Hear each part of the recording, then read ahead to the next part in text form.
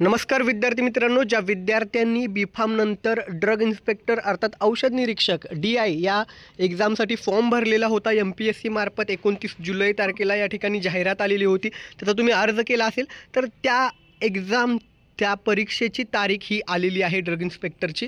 तर बघू शकता या ठिकाणी रविवार 22 मार्च 22 मार्च रोजी ती एक्झाम होणार आहे। त्या संदर्भातला अभ्यासक्रम याआधीच नवीन आलेला अभ्यासक्रमबाबत मी व्हिडिओ बनवलेला होता, त्या व्हिडिओची लिंक डिस्क्रिप्शन बॉक्समध्ये देत आहे। जिल्हा केंद्र कोणकोणत्या सेंटरवरती एक्झाम होणार आहे, अमरावती, छत्रपती संभाजीनगर, नागपूर, नाशिक, नवी मुंबई व पुणे। अर्थात आता एक्झामचं सेंटर कोणतं येईल याबाबत अजून सविस्तर स्पष्टीकरण या ठिकाणी दिलेलं नाही, कारण ज्यावेळेस तुम्ही फॉर्म भरलेला त्यावेळेस एक्झाम सेंटरबाबत काही विचारणा केलेली नव्हती।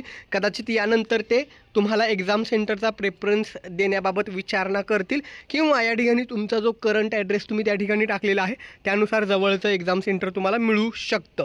ठीक आहे, अर्थात या ठिकाणी जाहिरातीस अनुसरून अर्ज केलेल्या उमेदवारांना प्रवेशपत्र अर्थात तुमचं जे हॉल तिकीट आहे ते ऑनलाईन पद्धतीनं तुम्हाला उपलब्ध करून दिलं जाईल। सिलॅबस ऑलरेडी त्यांनी दिलेला होता, ठीक आहे, नवीन सिलॅबस त्याबाबत आपण ऑलरेडी व्हिडिओ बनवलेला होता।